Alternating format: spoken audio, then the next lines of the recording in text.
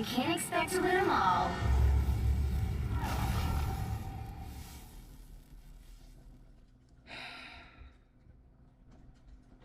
Competitive games. Such a staple for young adults and teens nowadays. It's what they use to let off steam. I'm not good enough! I'm not good enough! Fucking ult me! What are you actually doing? Ram, me side alone, Ram.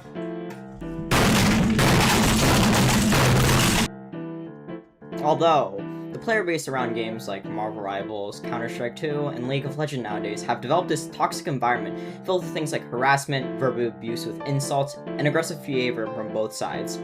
Now, why is this a bad thing? The sports have always had this competitive nature to it, but it was never this toxic. Now, there are 3 reasons I've concluded that could be the possibility on why the games are so toxic. 1. The anonymity. 2. The normalization. And finally, 3. The consequences.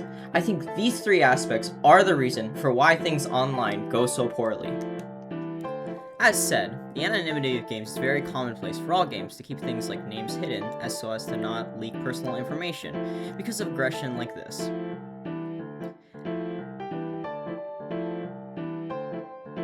Psychologists refer to this phenomenon as the online disinhabilitation effect, a theory developed by psychologist John Schuler. Schuler argues that anonymity, invisibility, and the lack of face-to-face interaction make people more likely to say and do things online that they would normally avoid in real life. Now, think about a close game where one mistake could change the whole outcome. Instead of your teammates accepting that you can make mistakes or that you might not be skilled enough for it, they will still blame you as the screen creates a barrier which makes it easier to insult someone. This also causes the competitive space to be more hostile. Now, let's see what some players have to say after a round loss. You would lick the poop out of a dog's pooper. You fucking Jesus, you Even if what I showed was a little biased, I believe that just because I myself was doing bad does not mean that my teammate needed to say all that as if I wasn't aware I was doing bad. Now, the second reason, as shown before, toxicity now is a very normal thing to do due to lack of public interaction. Many players experience insults, which over time change the norm. And now, some players who were once victims of targeted aggression are becoming toxic themselves, creating this vicious cycle in which this negative behavior continuously gets passed from one to another. Research has shown that toxic behavior can spread through gaming communities because players often imitate the behaviors they repeatedly experience.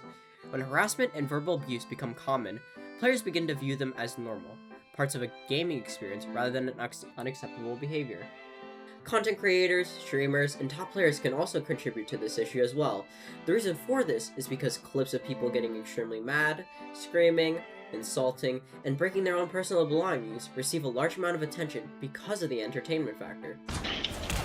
I see we're throwing. We only have 1 healer. Got it. GG's. That's okay. You're gonna get Spidey diffed anyways. I wanna play Spider-Man! 0 and 1 and 1 and 1. You guys need to go to alt accounts to play DPS, bros. Not that good. You're not that good. You're getting Spidey diffed hard as fuck, brother. One trick Spidey just so 0 season. Feeling good. I'm the Spider-Man! Well, we're 5v6 and our Spidey ain't doing shit. Spider-Man? Spider-Man. Although, to viewers, these clips are merely jokes. They can also inadvertently reinforce this toxic behavior being simply part of competitive gaming. When players see this repeated anger get rewarded with a high amount of views and likes, those actions become more accepted, shifting the mindset to make teamwork harder to pull off. As for the last major reason, I concluded with the lack of for the actions done by toxic players. While most competitive games claim to have a good system for punishing cheaters, toxic players, etc., the unfortunate reality is that most of the time it does nothing.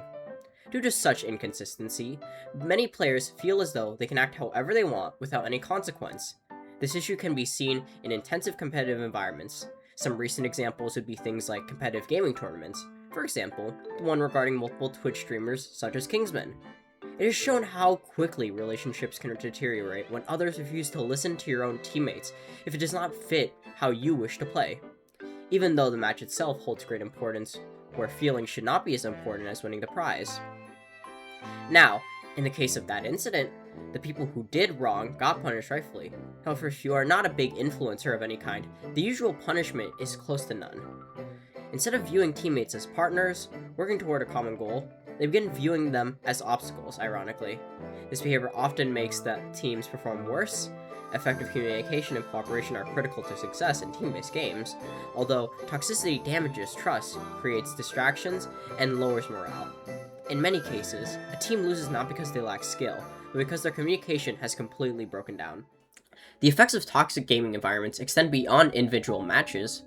Research suggests that repeated exposure to hostile environments can affect players emotionally. Constant negativity can increase stress, frustration, and anger. According to research published through the National Library of Medicine, prolonged exposure to toxic environments can negatively affect players' emotional experiences and social interactions. Constant hostility can increase stress and frustration, making games less enjoyable.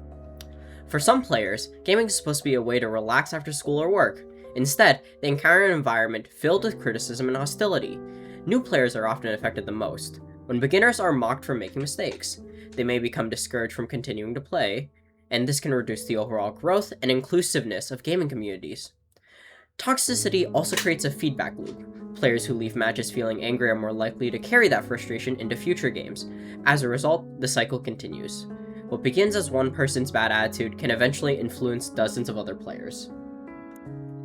To recap, the toxic environment found in many online competitive games is the result of several factors: the anonymity allowing players to express aggression without accountability, toxic behavior spreads throughout gaming communities until it becomes normalized, and finally, weak or inconsistent punishment systems failing to discourage harmful actions. Competitive gaming itself is not the problem. Competition can be exciting, motivating, and rewarding. The problem occurs when winning becomes more important than respect, communication, and teamwork. As online gaming continues to grow, developers and communities must take stronger steps to promote positive behavior, better moderation, improve reporting systems, and community expectations that encourage respect that can help create a healthier environment for everyone.